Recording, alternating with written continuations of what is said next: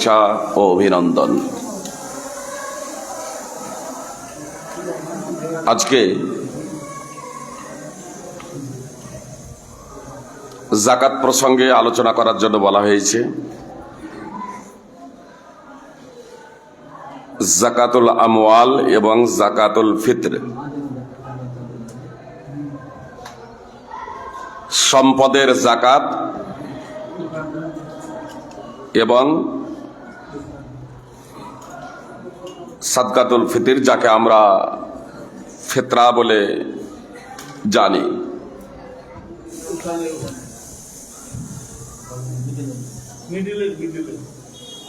ইফতারের সময়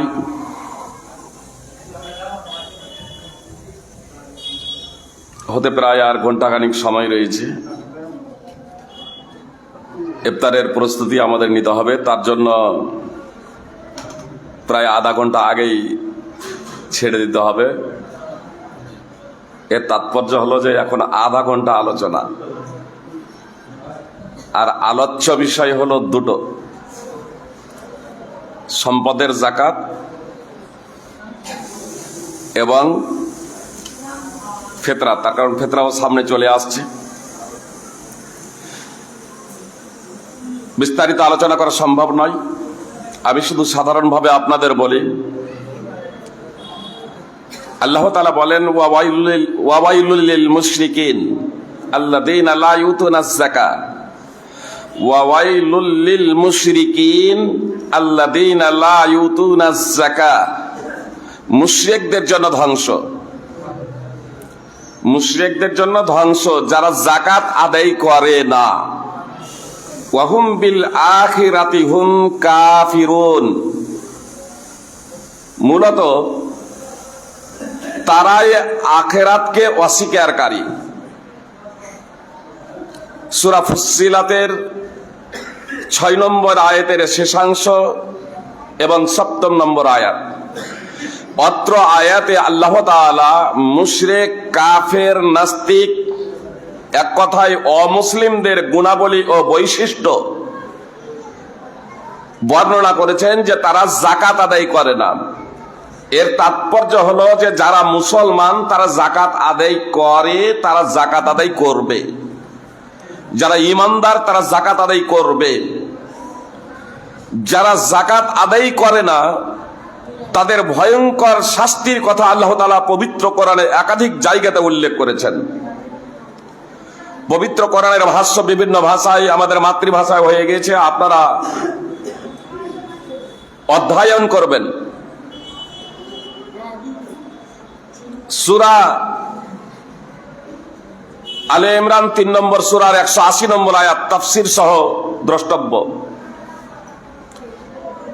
এবং সূরা তওবা 9 নম্বর সূরার 34-এর শেষাংশ এবং 35 নম্বর আয়াত তাফসীর সহ অবশ্যই আপনারা অধ্যয়ন করবেন। সময়ের প্রতি লক্ষ্য রেখে যাকাত আদায় না করলে তার যে ভয়ঙ্কর পরিণতি হবে, শাস্তি হবে, তার ব্যাখ্যা এবং বিশ্লেষণে আমি যাচ্ছি না। এই আয়াতগুলো যদি ব্যাখ্যা বিশ্লেষণ সহ যদি অধ্যয়ন করেন, তাহলে আপনার অন্তরে যদি ন্যূনতম ঈমান থেকে থাকে, তাহলে আপনি যাকাত আদায় করতে শুরু করে দেবেন ইনশাআল্লাহ। এ প্রসঙ্গে অত্যন্ত ভয়ঙ্কর হাদিস রয়েছে, বুখারী সহ বিভিন্ন হাদিস গ্রন্থে হাদিস রয়েছে। যারা যাকাত আদায় করে না, যাকাত সম্পদে ফরজ হয়ে যাওয়ার পরেও যারা যাকাত দেয় না, তাদের প্রসঙ্গে রাসূলুল্লাহ সাল্লাল্লাহু আলাইহি সাল্লাম বলেছেন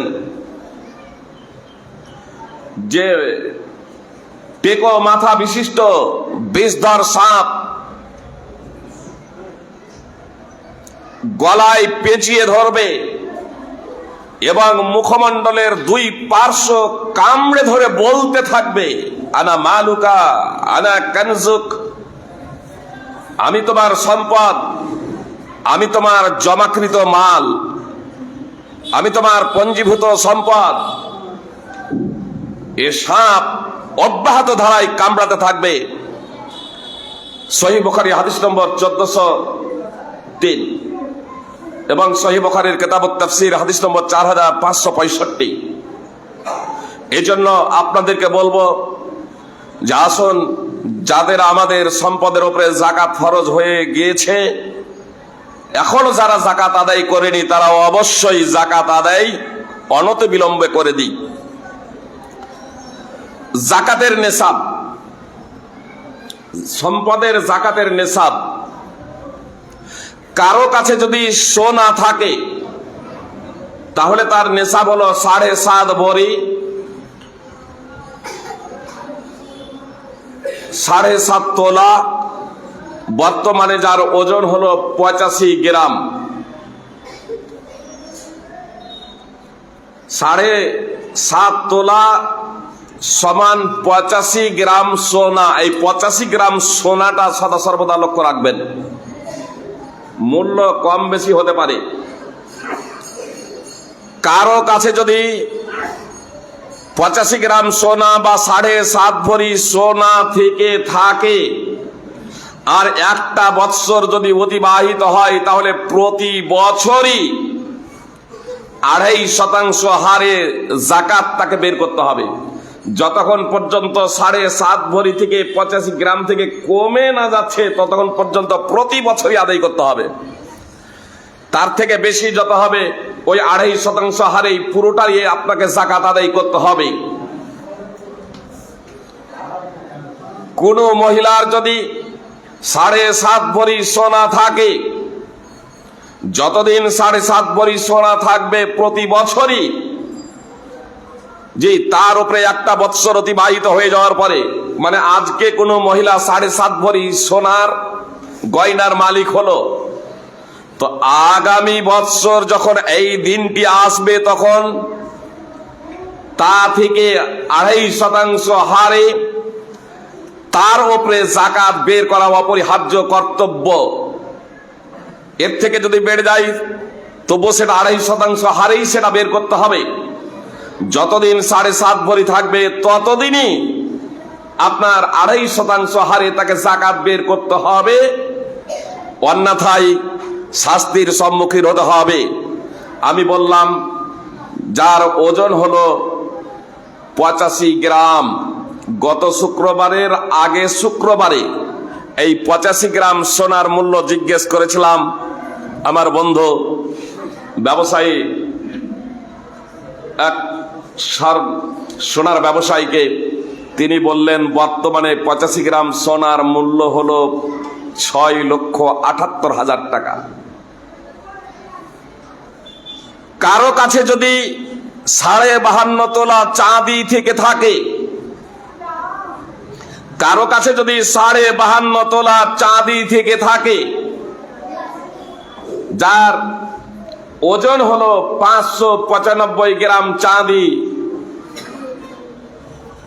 আর একটা বৎসর অতিবাহিত হয়ে যায়, তাহলে তার উপরে যাকাত বের করা অপরিহার্য, শতকরা 2.5% হারে। যদি 595 গ্রাম থেকে চাঁদি কারো কাছে কমে যায়, তাহলে তখন আর তাকে যাকাত আদায় করতে হবে না।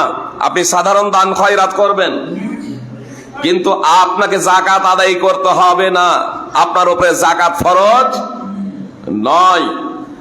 যদি 52.5 তোলা থেকে তথা 595 গ্রাম চাঁদি থেকে, রূপো থেকে আপনার চাঁদি কমে যায়, আর যখন 595 গ্রাম রূপা বা চাঁদি হবে, আর তার উপরে একটা বৎসর অতিবাহিত হয়ে যাবে, তখন তার উপরে শতকরা হারে 2.5% আপনাকে যাকাত বের করতে হবে। এ বিষয়ে হাদিস এবং ওলামায়ে কেরামদের ইজমা রয়েছে। 595 গ্রাম চাঁদির মূল্য গত শুক্রবারের আগে শুক্রবারই আমার সেই বন্ধুকেই জিজ্ঞেস করেছিলাম, সোনার ব্যবসায়ীকে। তিনি বললেন 595 গ্রাম রূপা তথা চাঁদির মূল্য 51,000 টাকা। তাহলে আজকে যদি কারো কাছে 50,000 টাকা থাকে, মানে 595 গ্রাম চাঁদির কম হয়ে যাচ্ছে, তাহলে তার উপরে যাকাত ফরজ নয়। কিন্তু যখনই 51,000 টাকা হয়ে যাবে আর একটা বৎসরের উপরে অতিবাহিত হয়ে যাবে, তখন তার উপরে যাকাত ফরজ। যদি কারো কাছে 52.5 তোলা চাঁদি থেকে থাকে। সুপ্রিয় ভাই ও বোন, কথা খুব মনোযোগ দিয়ে শুনবেন। কিছু ব্যক্তি সমাজে থাকে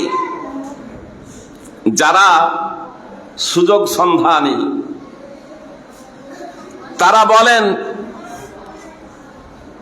নবী সাল্লাল্লাহু আলাইহি সাল্লামের যুগে তো এই টাকা পয়সা ছিল না, তো এই টাকা পয়সার যাকাতের প্রশ্নই নেই।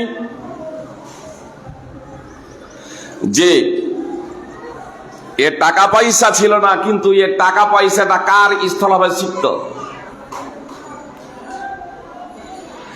টাকা পয়সা কার স্থলাভিষিক্ত? সোনা এবং চাঁদি। অবশ্য বর্তমানে সারা পৃথিবীতে টাকার যে মূল্যায়ন করা হয়ে থাকে তা সোনাকে কেন্দ্র করে।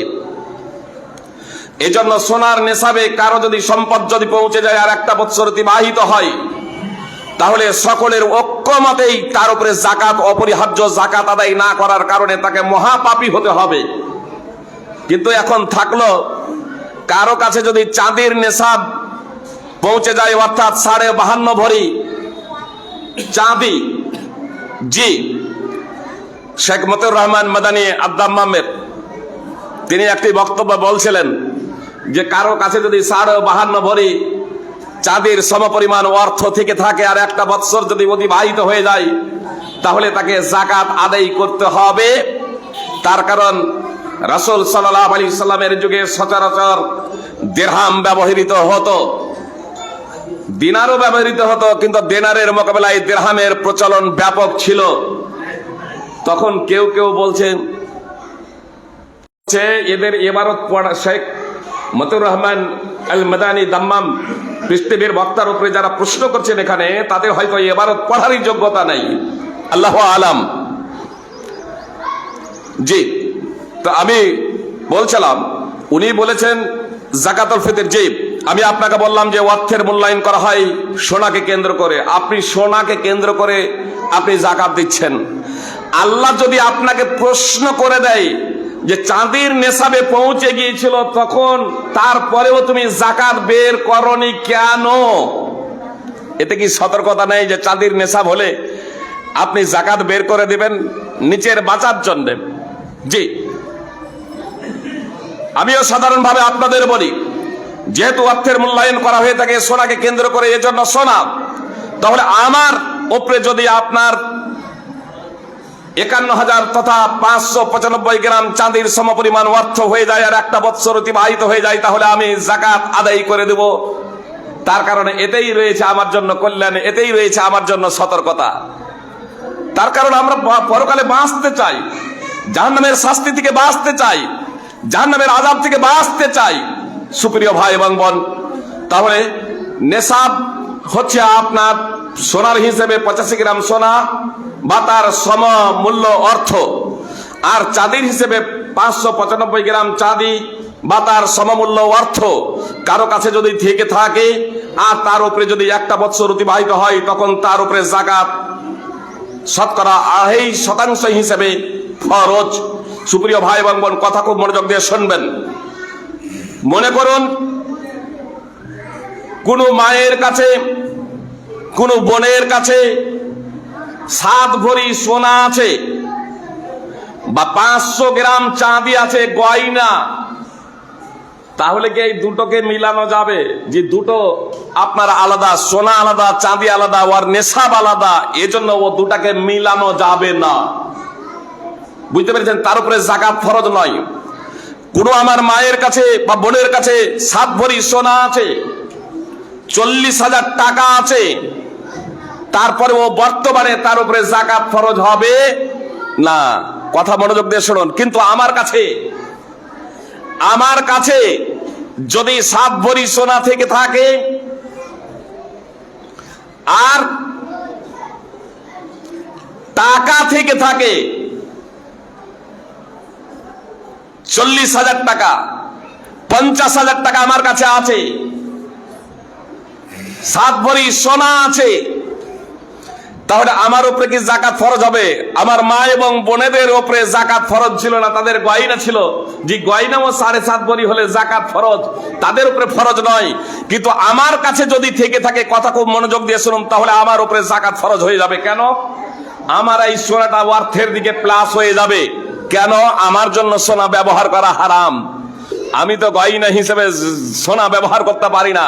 তাহলে সোনা এবং চাঁদি আমার সম্পদ হিসেবে আসবে, সম্পদ আমার সম্পদের সাথে প্লাস হয়ে তখন নেশাব পরিমাণ হয়ে যাবে, আর তখন তার উপরে যাকাত ফরজ হয়ে যাবে। এই বিষয়টা আপনাকে ভাবতে হবে।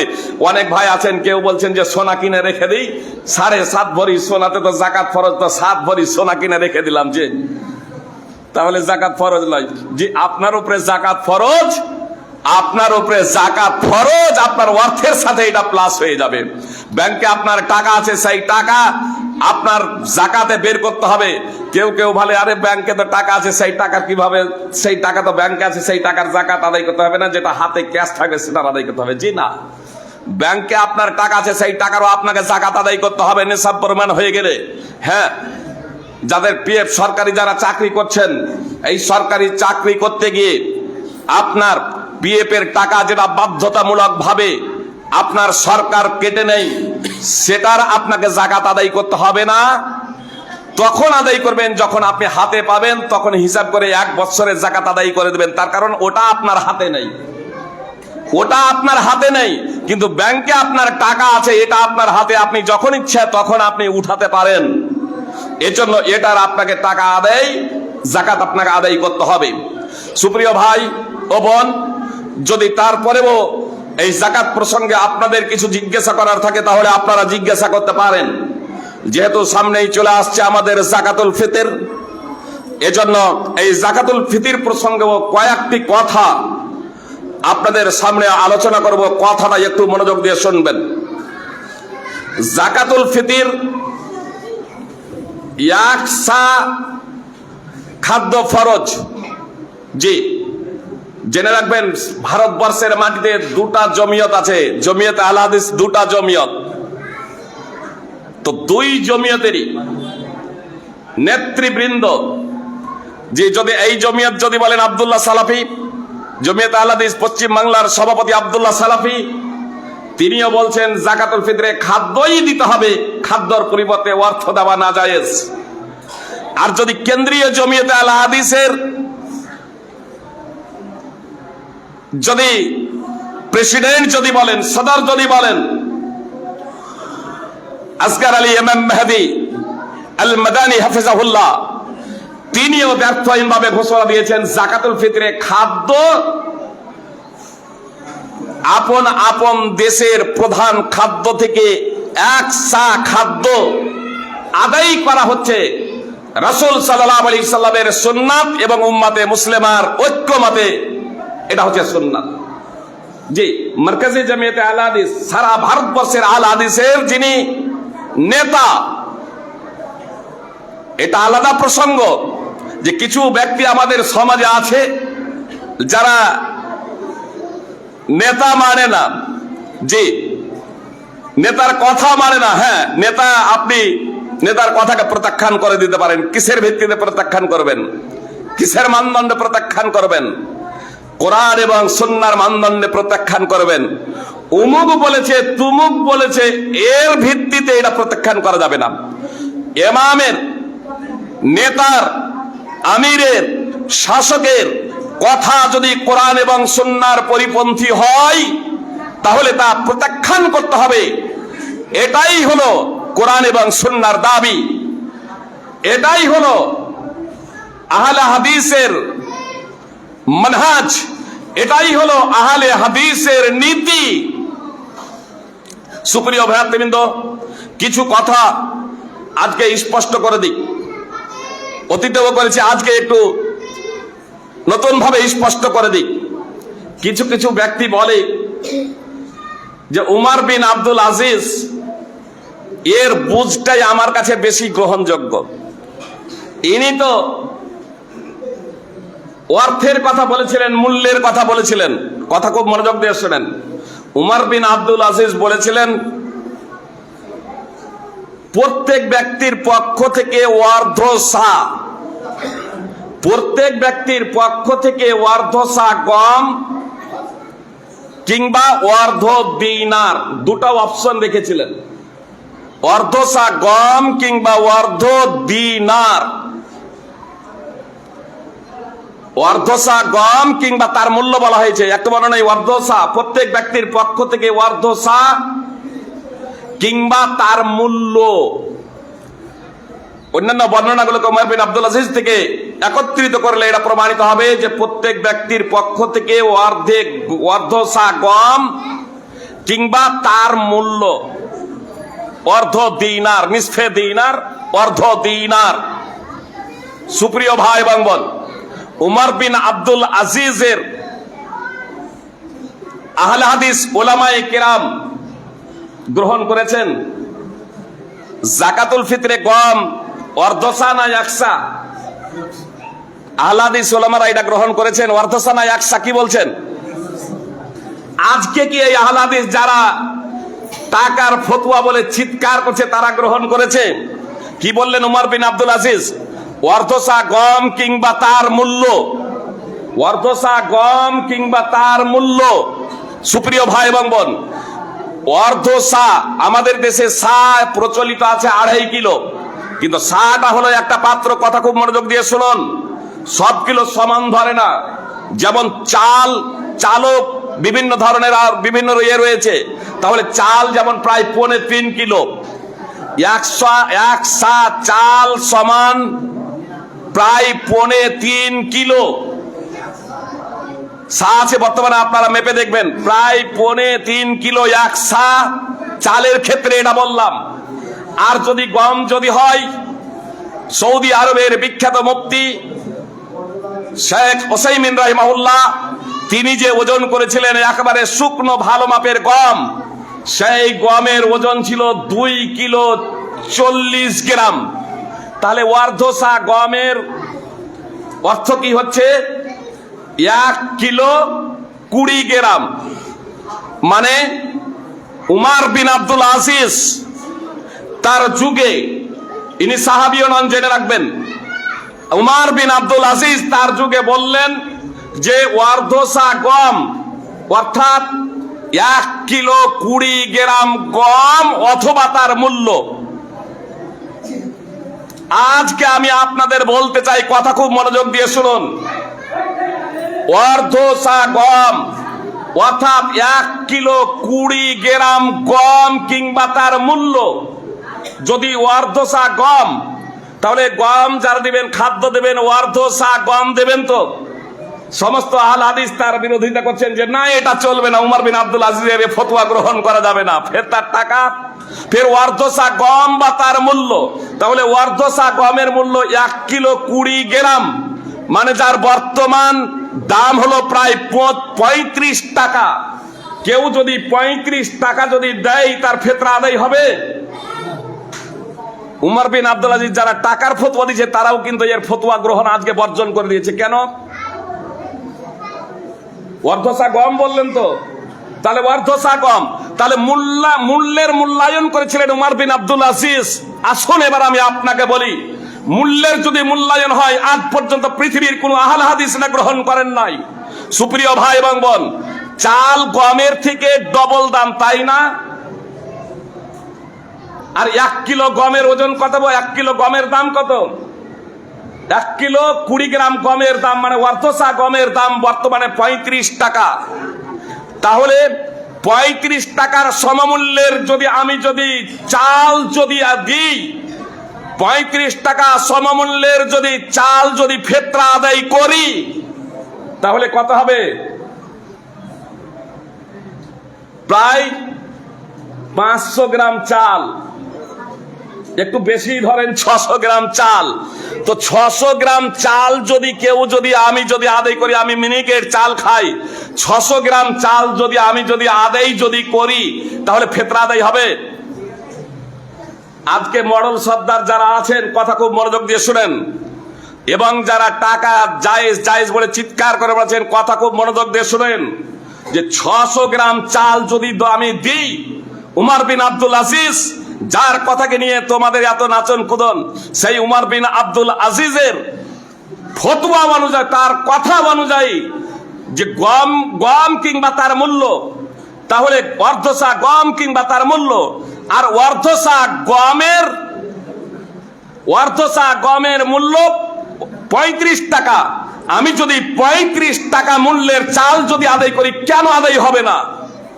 সমস্ত ওলামায়ে কেরাম, পৃথিবীতে যত আলেম আছে, কথা খুব মনোযোগ দিয়ে শুনুন, সমস্ত আলেমের ঐক্যমতে কেউ যদি চাল যদি আপনার 500, 550 বা 600 আদায় করে দেয়, 35 টাকার যদি আদায় করে দেয়, তাহলে তার ফিতরা আদায় হবে না।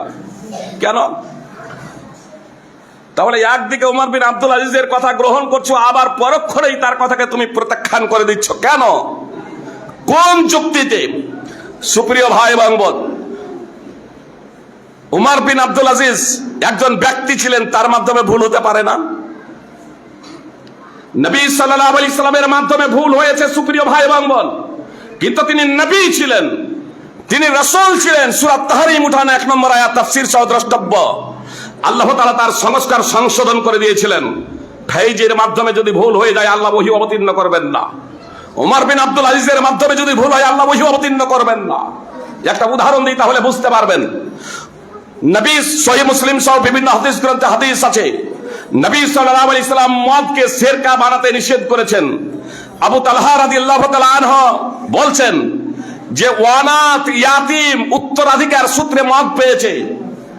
হে আল্লাহর রাসূল সাল্লাল্লাহু আলাইহি সাল্লাম, আমরা কি সেই মদগুলোকে সিরকায় পরিণত করব না? ওয়ানাদের সম্পদ যখন আপনার হারাম করে দেওয়া হলো, যেহেতু এরা উত্তরাধিকার পায়, আর তো মদ পান করা যাবে না। উত্তরাধিকার সূত্রে যেহেতু এই মদগুলো পেয়েছে, মদ বানাই নাও, উত্তরাধিকার সূত্রে তারা পেয়েছে, তো এগুলো বিনষ্ট না করে, নষ্ট না করে, অপচয় না করে, এগুলোকে যদি সিরকা বানিয়ে দেওয়া হয় আল্লাহ রাসূল, তো সিরকা বানিয়ে দেব না। নবী সাল্লাল্লাহু আলাইহি সাল্লাম বললেন যে না, সিরকা বানানো যাবে না, এগুলোকে ঢেলে ফেলে দাও। নবী সাল্লাল্লাহু আলাইহি সাল্লাম ঢেলে ফেলে দিতে বললেন। সুপ্রিয় ভাই এবং বোন, মদকে সিরকা বানানো যাবে কি যাবে না, একে কেন্দ্র করে ওলামায়ে কেরাম মতানক্য করেছেন। আপনি যার মত পাবেন নিয়ে নেবেন, সুবিধাবাদী এ কিন্তু চলবে না। জি, উমর বিন আব্দুল আজিজ ওয়াসিতের গভর্নরকে পত্র লিখেছিলেন। মুসান্নাফ ইবনে আবি শাইবা উঠান, উমর বিন আব্দুল আজিজ ওয়াসিতের গভর্নরকে পত্র লিখেছিলেন যে মদকে সিরকায় পরিণত করো। ইমাম আবু হানিফা রাহিমাহুল্লাহ তিনিও এরই পক্ষে যে মদকে সিরকায় পরিণত করা যাবে। তবে ইমাম শাফি রাহিমাহুল্লাহ বলছেন যে না, মদকে সিরকায় পরিণত করা যাবে না। আহলে হাদিসের মানহাজ কি? যার কথা কোরআন এবং সুন্নাহর সাথে মিলে যাবে, তার কথাটাকে নিতে হবে, আর যার কথা কোরআন এবং সুন্নাহর পরিপন্থী হবে, তার কথাটাকে বিসর্জন দিতে হবে। এটা হলো আহলে হাদিসদের রীতি। ইদানিং কালে কোরআন এবং হাদিস তো পেশ করতে পায়, আমার ভাইরা পারেন না। আমার ভাইরা কোরআন এবং হাদিস পেশ করতে পারেন না। তারা উমুক বলেছে, উমুক বলেছে, কথা খুব মনোযোগ দিয়ে শুনুন। উমুক বলেছে, উমুক বলেছে, এটা যদি আমরা বলতে শুরু করে দিই, তাহলে কাগজ লিখে যদি চিপকানো হয়, জি, তাহলে আমাদের পশ্চিম বাংলার যে কয়েকজন টাকাতে ফিতরায়, যাকাতুল ফিতরে টাকা দেওয়া যায় বলছে, আপনার নাম লিখে লিখে তাদেরকে ঢেকে দেওয়া যাবে। তার কারণ শাফি, মালিকি, হাম্বলি তিনটা মাযহাবের ইমাম, তিনটা মাযহাবে যাকাতুল ফিতরে টাকা দিয়ে ফিতরা দেওয়া জায়েজ নয়। জি, তিনটা মাযহাবে টাকা দিয়ে ফিতরা আদায় করা জায়েজ নয়। এ কথাই বলেছেন ইমাম শাফি, ইমাম মালিক, আহমদ ইবনে হাম্বল রাহিমাহুল্লাহ। সব থেকে বেশি হাদিস মুখস্থকারী ছিলেন ইমাম আহমদ ইবনে হাম্বল রাহিমাহুল্লাহ। সবাই এ বিষয়ে একমত যে ইমাম আহমদ ইবনে হাম্বল রাহিমাহুল্লাহ 10 লক্ষ হাদিসের হাফেজ ছিলেন। তো ইমাম আহমদ ইবনে হাম্বল তিনিও বলছেন খাদ্যের পরিবর্তে টাকা পয়সা দেওয়া না জায়েজ। ইদানিং কালে কেউ কেউ বলতে শুরু করেছেন সনদবিহীন ভাবে যে ইমাম বুখারী যাকাতুল ফিতরে টাকা দেওয়ার কথা বলেছেন। যে আমি বলছি ইমাম বুখারী যাকাতুল ফিতরে টাকা দেওয়ার ব্যাপারে বলেছে, উমুক বলেছে, তুমুক বলেছে, এটা নয়। ইমাম বুখারী কোথায় বলেছেন সনদ সহ পেশ করুন। ইমাম বুখারী থেকে ফিতরায় টাকা দেওয়ার ব্যাপারে কোনো প্রমাণই নেই, বরং স্পষ্টভাবে খাদ্যের কথা উল্লেখ করেছেন। হাদিসও উল্লেখ করেছেন এবং খাদ্যের কথা উল্লেখ করেছেন। ইমাম বুখারী রাহিমাহুল্লাহ আপনার যাকাতের ব্যাপারে বলেছেন যাকাত আলাদা আর ফিতরা আলাদা।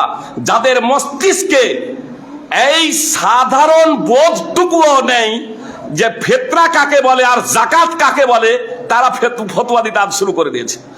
এর মাধ্যমে জনগণ বিভ্রান্ত হচ্ছে। আল্লাহ তাআলা আমাদের সুমতি দান করুন। সুপ্রিয় ভাই এবং বোন, ইমাম বুখারী রাহিমাহুল্লাহ যাকাতুল ফিতরের টাকা দেওয়ার কথা উল্লেখ করেন নাই। ইদানিং কালে কেউ কেউ বলে থাকেন আবু ইসহাক সাহাবী তিনি প্রায় 40 জন সাহাবীকে পেয়েছিলেন, আর তিনি বলছেন যে আমি তাদেরকে পেয়েছি। আবু ইসহাক সাহাবীতে বলছেন আদরাক্তহুম, একটা হচ্ছে জয়ীফ বর্ণনাটা। দ্বিতীয় নম্বর কথা হচ্ছে তিনি বলছেন আদরাক্তহুম, আমি তাদেরকে পেয়েছি।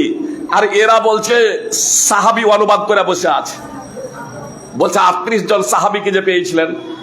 সাহাবী তো দূরের কথা, আজ আমি বলছি নাম সহ একজন তাবেঈর নাম উল্লেখ করেন যে উমুক তাবেঈ ফিতরাতে টাকা দিয়েছিলেন। জি, উমর বিন আব্দুল তো দুটো অপশন দিয়েছিলেন, তার ওই টাকাটাকে কেউ গ্রহণ করেছিলেন নাম সহ উল্লেখ করেন। আর আবু ইসহাক সাহাবীর ওস্তাদ মাসরুক, আমি তাবেঈর নাম সহ উল্লেখ করছি, একাধিক উল্লেখ করতে পারি, তাহলে সবাই স্বল্পতার একটা একটা বলবো। মাসরুক হচ্ছেন ইমাম আবু ইসহাক সাহাবী, যার কথা তিনি বলছেন যে মাসরুক আবু ইসহাক সাহাবী যিনি বলছেন আদরাক্তহুম, আমি তাদেরকে পেয়েছি। তো তিনি বলছেন যে মাসরুক বলেছেন, মাসরুককে আমি বলতে শুনেছি সাদাকাতুল ফিতরে সাআন সাআন, সাদাকাতুল ফিতরে ইয়াকসা ইয়াকসা, ইয়াকসা বললেন খাদ্য। আবু ইসহাক সাহাবী যার কথা তুমি বলছো তার ওস্তাদ, তার গুরু থেকে তিনি নকল করছেন, তিনি বলেছেন ইয়াকসা ইয়াকসা। যদি বলেন যে ইয়াকসা খাদ্য, এটা তো বলেননি, ইয়াকসা ইয়াকসা বলেছেন। জি, খাদ্য বলেননি, তো ইয়াকসা তুমি টাকাটাই ভরো না। তুমি 60, 70, 80 টাকা কেন ভরছো যদি ইয়াকসার অর্থ যদি খাদ্য না হয়? ইয়াকসার অর্থ যদি খাদ্য না হয় তাহলে তুমি ইয়াকসা টাকা দাও না।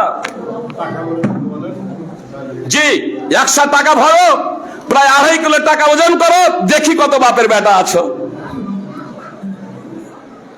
100 জি সাহাবী, তাহলে সাহাবীকেও নিয়ে একজন সাহাবী থেকে আপনি প্রমাণ করুন নাম।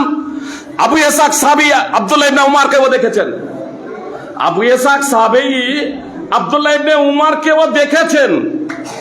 তা আব্দুল্লাহ ইবনে উমর আজীবন খাদ্য দিয়ে ফিতরা আদায় করেছেন, আজীবন।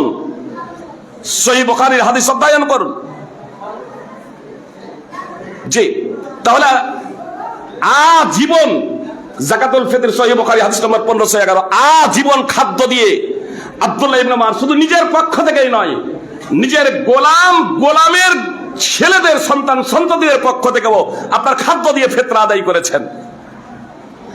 ইদানিং কালে আরো তারা একটা বলেন যে উমরের যখন যুগ হলো, উমরের যখন খিলাফত হলো, উমরের খিলাফতে, জি উমরের খিলাফতে লোকেরা 10 দিরহাম করে গোলামের পক্ষ থেকে ফিতরা আদায় করেছিলেন। আসুন সুপ্রিয় ভাই এবং বোন, কথা খুব মনোযোগ দিয়ে শুনুন। নবী সাল্লাল্লাহু আলাইহি সাল্লামের ইন্তেকালের 2-3 বছর পরেই রাসূল সাল্লাল্লাহু আলাইহি সাল্লামের ইন্তেকালের প্রায় 3 বছর পরে উমর রাদিয়াল্লাহু তাআলা আনহু খলিফা হলেন। নবী সাল্লাল্লাহু আলাইহি সাল্লাম 11 হিজরি রবিউল আউয়ালে ইন্তেকাল করেছেন, আর উমর রাদিয়াল্লাহু তাআলা আনহু খলিফা হচ্ছেন 13 হিজরিতে আবু বকর সিদ্দিক রাদিয়াল্লাহু তাআলা আনহুর ইন্তেকালের পরে। বলছে যে তারা বলছে যে উমর ফারুক রাদিয়াল্লাহু তাআলা আনহু যখন খলিফা হলেন তখন লোকেরা নিজেদের গোলামদের পক্ষ থেকে 10 দিরহাম করে ফিতরা দিতে শুরু করেছিলেন। সুপ্রিয় ভাই এবং বোন, নবী সাল্লাল্লাহু আলাইহি সাল্লামের যুগে ইয়াকসা কেনার জন্য আপনি বলছেন অর্ধসা কেনার, একসা কেনার জন্য দিরহাম ছিল না। তো নবী সাল্লাল্লাহু আলাইহি সাল্লামের ইন্তেকালের প্রায় 3 বছর পরেই 10 দিরহাম দিয়ে একসা খাদ্যের বিনিময়ে 10 দিরহাম দিতে শুরু করে দিলেন। তাদের আবার গলাবাজি কত, বলছে সনদ সহিহ। সাঈদ ইবনে মুসাইয়্যিব বলছেন, কথা খুব মনোযোগ দিয়ে শুনেন। সাঈদ ইবনে মুসাইয়্যিব বলছেন রাসূল সাল্লাল্লাহু আলাইহি সাল্লামের যুগে অর্ধসা গম বা একসা খেজুর ফিতরা দেওয়া হতো। সুপ্রিয় ভাই এবং বোন, অর্ধসা গম যখন সাদকা সম্পর্কে যখন জিজ্ঞেস করা হলো তখন বললেন, ফিতরা সম্পর্কে যখন জিজ্ঞেস করা হলো তখন বললেন যে রাসূল সাল্লাল্লাহু আলাইহি সাল্লামের যুগে অর্ধসা গম। তো রাসূল সাল্লাল্লাহু আলাইহি সাল্লামের যুগে এই সাঈদ ইবনে মুসাইয়্যিব কে জানেন? নবী সাল্লাল্লাহু আলাইহি সাল্লামের যুগে তো দূরের কথা, আবু বকর সিদ্দিক রাদিয়াল্লাহু তাআলা আনহুর যুগেও তার জন্ম হয় নাই। উমর রাদিয়াল্লাহু তাআলা আনহু যখন ইন্তেকাল করেন তখন তার বয়স প্রায় 7-8 বছর, 23 হিজরিতে ইন্তেকাল করেছেন। উমর রাদিয়াল্লাহু তাআলা আনহুর খেলাফতের সময়ও তার জন্ম হয় নাই।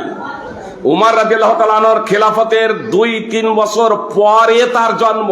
কেউ বলেছেন 2 বছরটাই বেশি, আর কেউ বলেছেন 4 বছর, 2 বছরই ধরে নিলাম।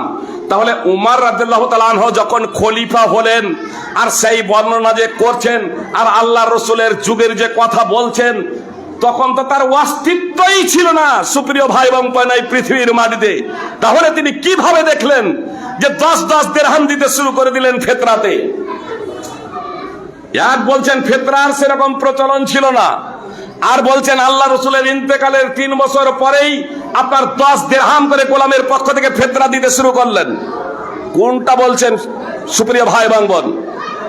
আসলে এই গোজামিল কথা এবং অবাস্তব কথা এবং অজ্ঞতা এবং অনভিজ্ঞতা, কথা খুব মনোযোগ দিয়ে শুনুন।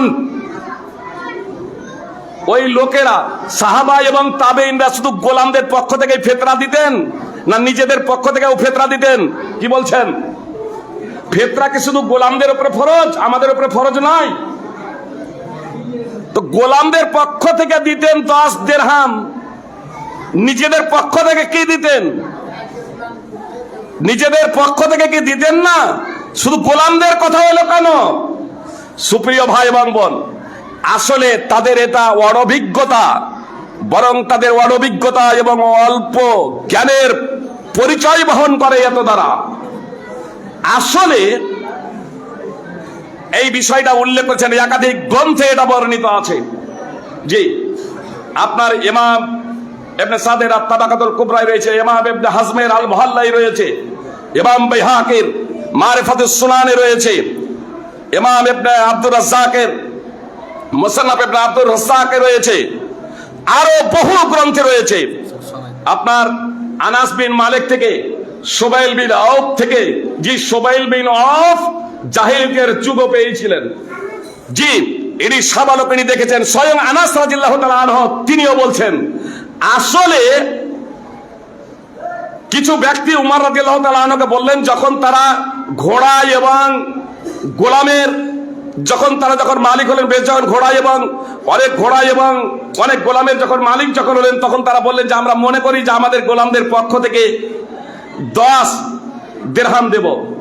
তো প্রতি বছর প্রত্যেক গোলামের পক্ষ থেকে এবং প্রত্যেক ঘোড়ার পক্ষ থেকে 10 দিরহাম করে দিতেন। ঘোড়ার পক্ষ থেকেও ফিতরা আদায় করতে হয় নাকি? যে ঘোড়ার পক্ষ থেকেও ফিতরা, আল্লাহ সুমতি দান করুক। সুপ্রিয় ভাতৃবৃন্দ, আসলে আর এগুলোকে কিছু লিখে দিলাম জনগণ, এই তো তাহলে সাহাবীদের যুগ থেকে এরকম পাওয়া যায়।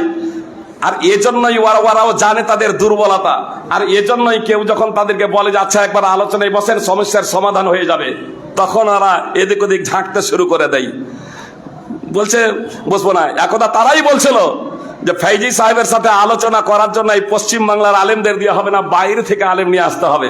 যে চাঁদা, তার জন্য বলে হলো চাঁদা। যে আরে ভারতবর্ষ থেকেও তো আলেম আসে, সৌদি আরব থেকেও আলেম আসে, তারপরে এখন পর্যন্ত তোমাদের চাঁদাই সংগ্রহ হয়নি।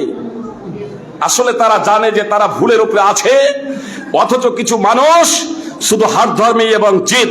সুপ্রিয় ভাই এবং বোন, টাইম অবশ্য শেষ হয়ে গেছে, শুধু একটা কথা বলে দিই। তারাই বলছে যে চালের কথা তাহলে কোথায় আছে? জি, তোমরাই তো বলছো যে আপনি আব্বাস রাদিয়াল্লাহু তাআলা আনহু যে বলছেন রাসূল সাল্লাল্লাহু আলাইহি সাল্লাম ফরজ করেছেন যাকাতুল ফিতরকে তুহরাতাল লিসাইবি মিনাল লাগবি ওয়ার রাফাস ওয়া তুমাতাল লিল মাসাকিন। তো এই ওয়া তুমাতা শুধু তুমাত শুধু খাদ্য নয়, এটা সম্পদ। তো কতটা সম্পদ যদি হয়, তা আমরা তো শুধু চাল বলেছি, মানে আপন আপন দেশের প্রধান খাদ্য। আর আমরা বাংলায় বসবাস করি, আর বাংলার প্রধান খাদ্য হচ্ছে চাল এবং গম, এজন্য আমি চাল বলেছি। আরে তোমরা যারা চালকে প্রত্যাখ্যান করছিলে, তোমরা তো আরো সম্পদ টাকা পয়সাও নিয়ে চলে এলে, কিন্তু কতটা দিবে এখানে বলা হয় নাই। তো আসুন, তুমি যদি টাকা পয়সায় নাও, আমি যেমন চাল নিলাম খাদ্য প্রধান বলে, আদ্দু সাম মিন তুআম ফিল ফিতর, সহিহুল জামে হাদিস নম্বর 242, নবী সাল্লাল্লাহু আলাইহি সাল্লাম বললেন একসা খাদ্য দাও। আর তোমার নিকটে তুমা যখন আপনার সম্পদ, তাহলে আমি যেমন একসা চাল দিচ্ছি, তুমিও আজ পর্যন্ত সমস্ত আহলে হাদিস আপন আপন খাদ্য প্রধান দেশের প্রধান খাদ্য হিসেবে চালকে গ্রহণ করে এসেছে। জি, আপন আপন দেশে আমাদের বিশেষ করে বাঙালি ওলামায়ে কেরাম, ভারতবর্ষের ওলামায়ে কেরাম, আর তোমরাও। আর তারপরে যখন তোমরা সম্পদ টাকা পয়সাও বলছো, তো একসা টাকা পয়সা দাও না, তখন 50 আর 100 টাকা কেন? যখন এটাও যখন সম্পদ, আল্লাহ রাসূল সাল্লাল্লাহু আলাইহি সাল্লাম তো 50 আর 100 টাকা বলেন নাই। বিস্তারিত আলোচনা করার সময় নেই, শুধু একটা কথা বলি সুপ্রিয় ভাই বোন, সহিহ বুখারী মুসলিম সহ বিভিন্ন হাদিস গ্রন্থে আছে, নবী সাল্লাল্লাহু আলাইহি সাল্লামের যুগে অন্যান্য খাদ্য তো খাদ্য, আপনার খেজুরও বিভিন্ন ধরনের ছিল। যেমন আজকে চাল বিভিন্ন ধরনের আছে না নেই? কতটা চাল, কতগুলো চালের রেট 40 টাকা, 50 টাকা, 60 টাকা, 70 টাকা, 100 টাকা, 150 টাকা, বিভিন্ন ধরনের চাল আছে না নেই? অনুরূপ ভাবে রাসূল সাল্লাল্লাহু আলাইহি সাল্লামের যুগে খেজুরও বিভিন্ন কোয়ালিটির ছিল। 2 সা খেজুর দিয়ে 1 সা খেজুর নেওয়া হতো, 2 সা খেজুর দিয়ে 1 সা খেজুর। তাহলে খেজুরের মূল্য তারতম্য ছিল না? ছিল না? সাহাবায়ে কেরাম একদা 2 সা খেজুরের বিনিময়ে 1 সা খেজুর, ভালো ভালো খেজুর নিয়ে এলেন। আল্লাহ নবী সাল্লাল্লাহু আলাইহি সাল্লামকে যখন দেওয়া হলো, আল্লাহ নবী সাল্লাল্লাহু আলাইহি সাল্লাম বললেন, খাইবারের সমস্ত খেজুর কি এই ধরনেরই? তো সাহাবায়ে কেরাম বললেন যে না আল্লাহ রাসূল, আসলে 2 সা খেজুরের বিনিময়ে 1 সা খেজুর নিয়েছে। নবী সাল্লাল্লাহু আলাইহি সাল্লাম বললেন এটা চলবে না, এটা হলো সুদ। তুমি ওই 2 সাকে বিক্রি করে দিবে, বিক্রি করে দিয়ে 1 সা খরিদ করবে, ক্রয় করবে দিরহামের বিনিময়ে। দিরহামের বিনিময়ে সহিহ বুখারী হাদিস নম্বর 2200। সুপ্রিয় ভাই বোন, যদি 1 সা খেজুর যদি একটা দিরহামে পাওয়াই না যেত, তাহলে রাসূল সাল্লাল্লাহু আলাইহি সাল্লাম কেন বললেন যে 2 সা 1 সা তোমরা যে খেজুর দিয়ে কিনছো, ওই খেজুর দিয়ে নয় দিরহাম দিয়ে কিনো, এটাকে বিক্রি করো, যেটা নরমাল বিক্রি করে দিয়ে ভালোকে দিরহাম দিয়ে মূল্য দিয়ে ক্রয় করো। জি, নবী সাল্লাল্লাহু আলাইহি সাল্লামের যুগে ও নিসফে দিরহাম ছিল। সহিহুল জামে হাদিস নম্বর 3424। এবং হাসান রাদিয়াল্লাহু তাআলা আনহু প্রত্যেক দিন অর্ধ দিরহাম, প্রত্যেক দিন অর্ধ দিরহামের বিনিময়ে গোশত ক্রয় করতেন, অর্ধ দিরহামের বিনিময়ে। নবী সাল্লাল্লাহু আলাইহি সাল্লামের যুগে মনে হয় দিনার বলে দিয়েছি, আসলে দিনার হবে না, দিরহাম, নিসফে দিরহাম রাসূল সাল্লাল্লাহু আলাইহি সাল্লামের যুগে ছিল। সহিহুল জামে হাদিস নম্বর 3424। আল্লাহ তাআলা আমাদের প্রত্যেকে আপন আপন দেশের প্রধান খাদ্য অনুযায়ী ফিতরা আদায় করার তৌফিক দান করেন, আমিন। আল্লাহ তাআলা আমাদের রোজা এবং যাকাতুল ফিতরকে যাতে কবুল করেন, আমরা যাতে মুহাম্মদ সাল্লাল্লাহু আলাইহি সাল্লামের পদ্ধতি অনুযায়ী নামাজ, রোজা, হজ, যাকাত, আমাদের আচার ব্যবহার, কৃষ্টি কালচার এবং সমস্ত আপনার উঠা বসা, চলাফেরা, ব্যবসা বাণিজ্য সবকিছু যাতে মুহাম্মদ সাল্লাল্লাহু আলাইহি সাল্লামের সিস্টেম পদ্ধতি তথা কোরআন এবং সুন্নাহকে ফলো করে আমরা চলতে পারি, তার জন্য আল্লাহ তাআলার কাছে তৌফিক কামনা করি। আমরা সবাই প্রচেষ্টা করব পবিত্র কোরআন এবং সুন্নাহ অনুযায়ী জীবনযাপন করার। বেলাল রাদিয়াল্লাহু তাআলা আমাকে সাহরির আযান দিয়েছেন। বলতে গেলে তো এটাই বলবো, আর আমার এই আলোচ্য বিষয় শেষ হয়নি। আলোচ্য বিষয়কে বাদ দেন, আলোচ্য বিষয়কে কেন্দ্র করে কারো প্রশ্ন থাকলে আমি জবাব দেব। আলোচ্য বিষয়কে কেন্দ্র করে, যাকাত এবং যাকাতুল ফিতরকে কেন্দ্র করে কারো যদি প্রশ্ন থাকে, জিজ্ঞাসা থাকে, তাহলে জবাব দেবো। আউট, যেহেতু এটাতে আউট আছে, আমি তো আমার বক্তব্যকেই আপনার শর্ট করলাম টাইমকে সামনে রেখে, এজন্য এটার আজকে জবাব দেবো না আমি। যে